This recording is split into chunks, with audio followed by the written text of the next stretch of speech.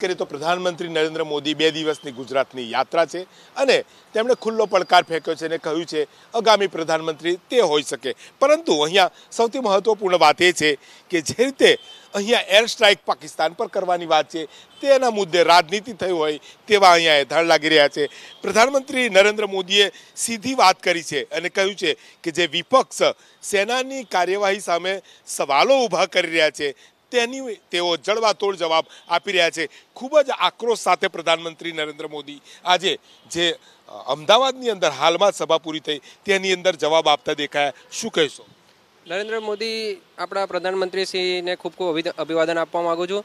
અને તેઓ જે કહે છે એ કરી બતાવે છે એ એકદમ સચોટ વાત છે, એમાં કોઈ પ્રશ્ન નથી. કેમ કે હમણાં જ આપણા જે સૈનિકો પર જે એ રીતે હુમલો થયો એનો તાબડતોબ જવાબ સ્વરૂપે એમને જે 300 આતંકીઓને ઉડાવી દીધા અને આ રીતનો ભવ્ય જે આપણને જવાબ રૂપી આપણને જે જોવા મળ્યું છે એ નરેન્દ્ર મોદીએ ખૂબ સારું કાર્ય કર્યું છે. અને બીજી વસ્તુ કે નાગરિકો સાથે બુલેટ ટ્રેનમાં પ્રવાસ કરીને તેઓએ નાગરિકોને હૂંફ આપી છે અને એઓના જ પ્રતિનિધિ સ્વરૂપે એક માણસ એમને એક માણસ ઉપર બેઠો છે એ રીતે નાગરિકના જ એક મિત્ર તરીકેનો એમને એક પરચો આપી બતાવ્યો છે.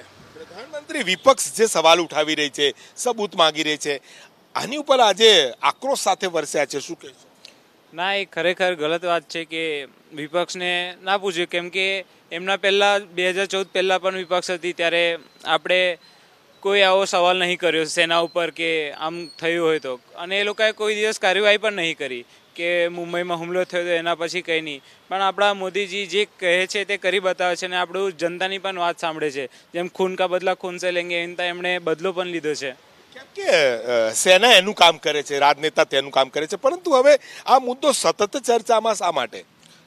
આમાં પક્ષ હોય કે વિપક્ષ હોય, વિપક્ષને એવી જવાબદારી બને છે કે સંકટની ઘડીમાં દેશને સહાય આપે અને સરકાર સાથે કંધાથી કંધા મિલાવીને ખડી રહીએ. પણ જ્યારે આપણે જોઈએ છીએ કે 2 મહિનાની અંદર લોકસભાની ચૂંટણી છે તો વિપક્ષ આમાં ક્યાંક ના ક્યાંક એમના સિયાસી રોટલી શેકવાનો એક પ્રયત્ન કરી રહ્યો છે જે એકદમ ખોટું છે અને સદન ટિપ્પણીય છે. પ્રધાનમંત્રીએ 2019માં જીતવાની, પ્રધાનમંત્રી બનવાની અહીંયા વાત સુદ્ધા કરી છે. શું માનો છો? પહેલી વાત છે કે જે વિપક્ષ અવારનવાર ટાઈમે બાવરું બની જાય છે. મારે ચોખ્ખું જ કહેવું છે. સીધી વસ્તુ છે કે જે ભારત માતાની વાત આવે ત્યારે બધા એકજૂથ રહેવું જોઈએ. જ્યારે મુંબઈ પર હુમલો થયો હતો ત્યારે સરકાર કોની હતી? કોંગ્રેસની હતી. શું કર્યું એ લોકોએ? શું કર્યું? અને આ 13મા દિવસે બદલો લેવાયો ત્યારે આ વિપક્ષ એવું કહે છે કે પ્રૂફ લાવો. એટલે ખરેખર આ વિપક્ષને કરવું છે શું એ પહેલાં એમને નક્કી કરવું જોઈએ. આડેધર કંઈ પણ બોલી નાખે છે. સામાન્ય માણસ પણ એના કરતાં સારું બોલે આ વ્યક્તિ કરતાં.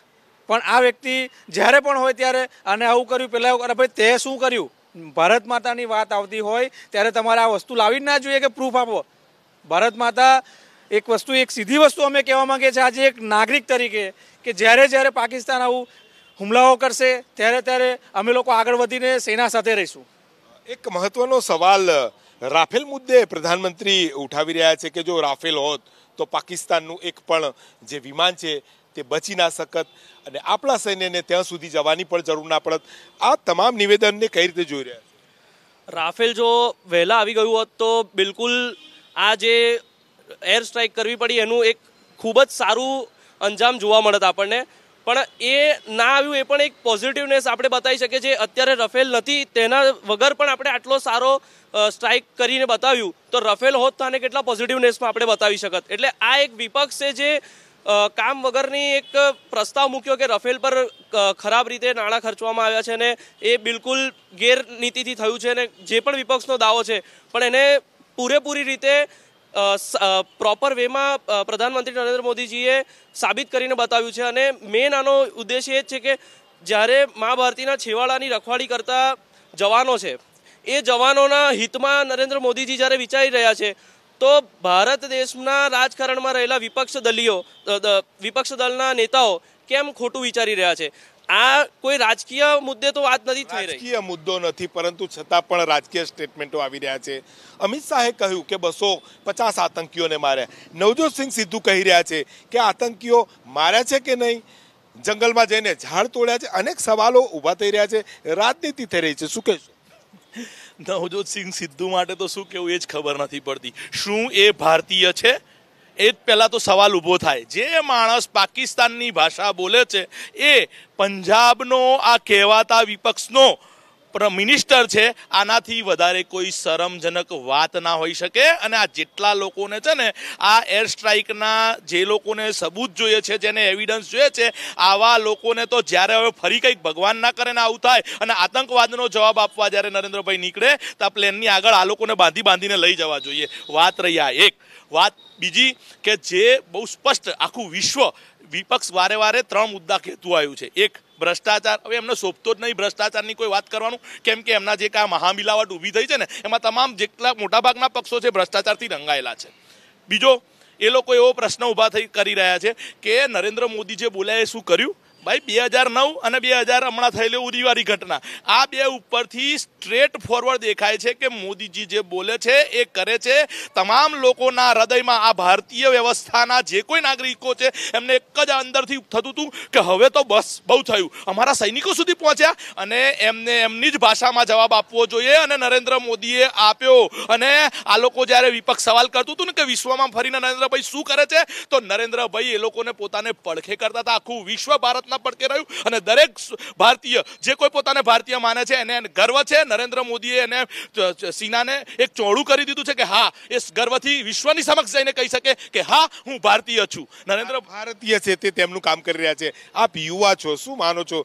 કેમ કે ચૂંટણી પણ હવે નજીક છે અને આ પ્રકારના સ્ટેટમેન્ટ ખુદ પ્રધાનમંત્રી નરેન્દ્ર મોદી આજે જે સેના મામલે સવાલો વિપક્ષ ઉઠાવી રહી છે તે મામલે આક્રોશ વ્યક્ત કરતા દેખાયા. શું કહેશો?